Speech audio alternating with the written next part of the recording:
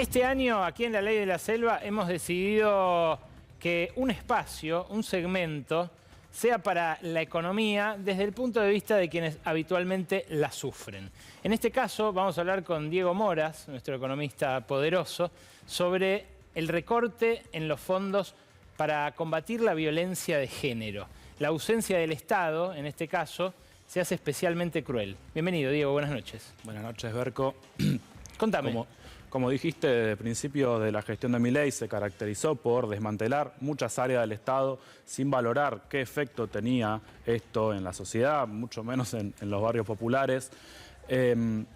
En lo que va del 2024 tuvimos que lamentar 167 femicidios, según el Observatorio Lucía Pérez, pero esto no ha detenido lo que es el desmantelamiento de las políticas de género y particularmente aquellas políticas que acompañan a esas víctimas de violencia y que previenen esa violencia de género. ¿Qué hacía el Estado para proteger a esas víctimas que de todas maneras fueron vulnerables desde siempre, ¿no? En el último tiempo existió un proceso que es de muchos años de institucionalización de las políticas de género a partir de la lucha feminista. Esto incluyó un montón de acciones como por ejemplo el Plan Nacional de Prevención de las Violencias por Motivo de Género, la creación del Ministerio de Mujeres, Géneros y Diversidad y dentro de esas plataformas distintas políticas públicas se han desplegado. Por ejemplo, el programa Acompañar, la línea 144, que ya venía de antes, el programa Producir y distintos programas de acompañamiento a víctimas de la trata de personas. Bueno, siempre se trata esto con la frivolidad de las redes sociales como una cuestión del feminismo de Palermo.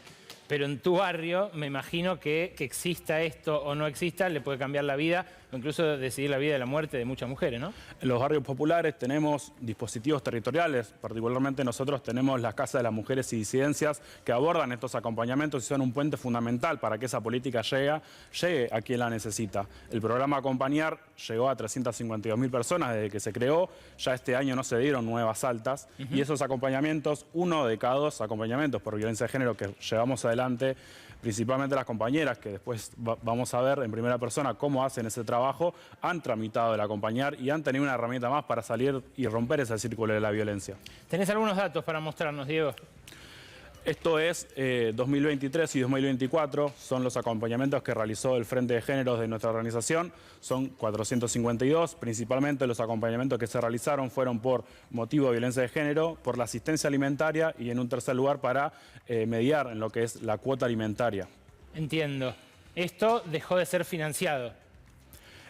Estos acompañamientos se siguen realizando en los territorios, son a fuerza del trabajo de estas compañeras que sin ningún reconocimiento del ministerio hacían esta labor y ahora en este momento se siguen haciendo estos acompañamientos sin esas herramientas, sin esos programas, poniendo a disposición la casa de la misma compañera para que esa mujer pueda salir de esa situación de violencia, poner a disposición un espacio comunitario y un montón de otras acciones que se toman, pero esa urgencia en el territorio se resuelve. Se han creado la política comunitaria que nosotros llamamos dispositivos que salvan vidas, esté o no esté el ministerio o estén o no estén esas políticas. Obviamente es mucho mejor que esas políticas y tener más herramientas para que esas personas les llegue y puedan salir de esa situación.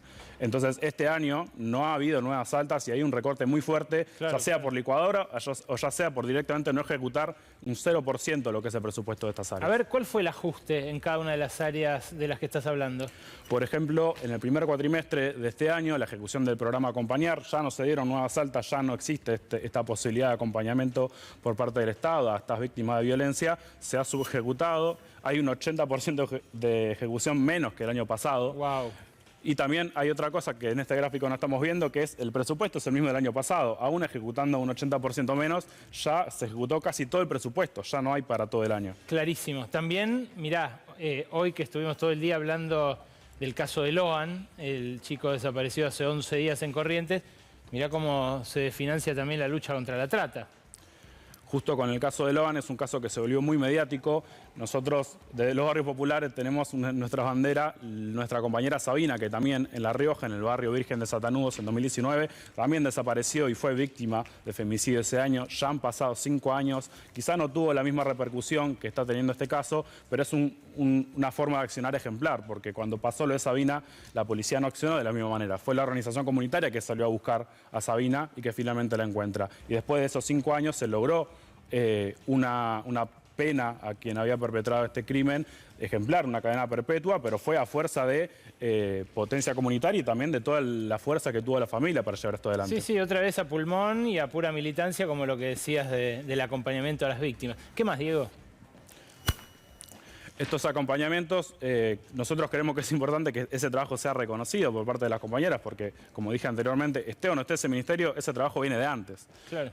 Y esa articulación con un Estado presente es fundamental para abordar estas situaciones. Otra de las cuestiones es generar una autonomía económica para poder romper esos círculos de violencia que las compañeras después van a ir mencionando en el testimonio. Pero eso también se genera potenciando los emprendimientos productivos que estas mismas casas generan, cooperativas, capacitaciones de producción. Esas son las herramientas que se tienen que fortalecer, por ejemplo, con el programa que antes existía, que se llamaba Producir y que ahora deja de existir. A ver, en este caso, ¿qué es lo que midieron ustedes? ¿Qué dato me traes acá? En este caso, en los casos de acompañamiento que se realizaron por violencia de género, se muestra cuáles son los casos de más urgencia, de riesgo más alto, en donde la convivencia con el agresor era una problemática. Y luego de esto, en cómo se ha intervenido en estos casos. En algunos casos con acompañar, este año ya no es una opción, sino todas las alternativas que fui mencionando. Un refugio, la casa de una vecina, un espacio comunitario, son las alternativas que se encuentran en los territorios. Esto es efectivamente la cuantificación de eso, ¿no? ¿Qué soluciones encontraron ustedes sin el apoyo del Estado para atender estos casos?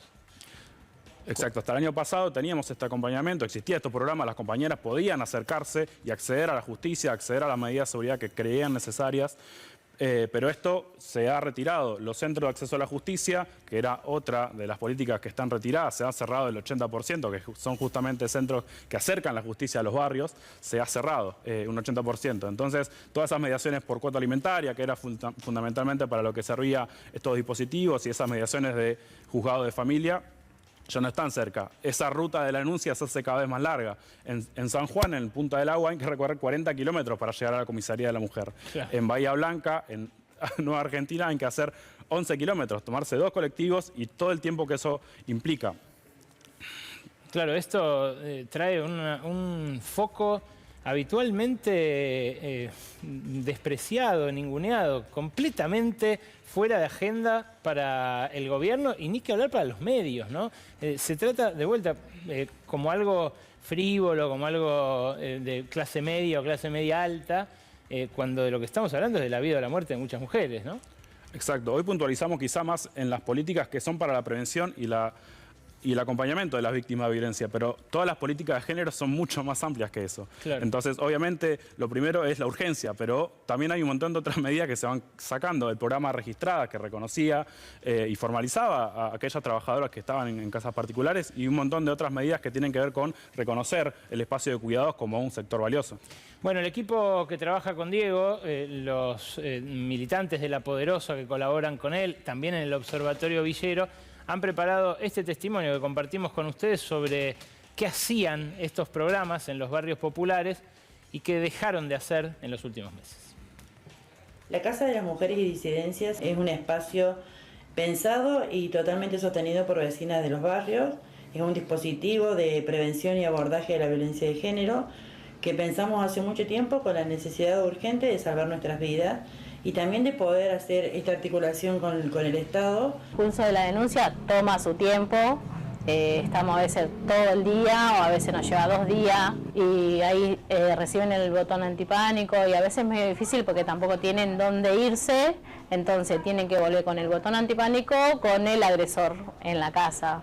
Y hacemos espacio de cuidado acá en la Casa de la Mujer y Disidencia con otras compañeras para que esta vecina esté más tranquila y bueno, se les genera comida, merienda, desayuno, lo que sea, a la hora que sea de que están los chicos en la casa, hasta que la vecina termine de hacer la denuncia en la OBD, que también lleva su tiempo porque le dan a veces mucha vuelta, o si no va una compañera de la asamblea también a acompañarla a esa vecina, no le dan mucha cabida. La situación económica de nosotras, las que sostenemos estos espacios, la verdad que es muy difícil porque la mayoría de nosotras somos trabajadoras comunitarias, no tenemos un empleo en lo formal, muchas de nosotras contamos con 3 o 4 trabajos fuera del trabajo comunitario y que en un montón de casos no llegamos a ni siquiera a cubrir el ingreso a la canasta básica. Durante 9 años estuve transitando por violencia económica, verbal y psicológica, y eso me ha llevado a que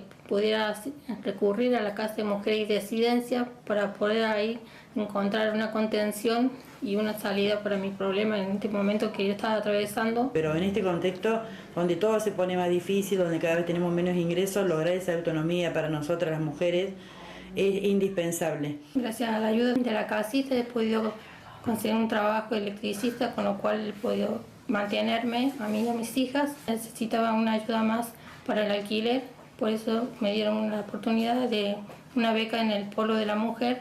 Con esa ayuda he podido pagar un alquiler y poder así independizarme y estar viviendo con mis hijas. Por eso, para poder salir de este círculo de violencia, me parece muy importante y fundamental que hayan estos espacios para que más mujeres tengan la oportunidad o la posibilidad de poder salir de estos círculos de violencia como yo lo pude hacer. Son voces habitualmente ninguneadas, nunca escuchadas. La verdad, qué bueno que se haya recibido de economista en la UBA este pibe y que nos traiga estos testimonios. Gracias, Diego, de corazón. Muchas gracias, Berco. Es el segmento de Economía de La Poderosa el que nos trae estos temas.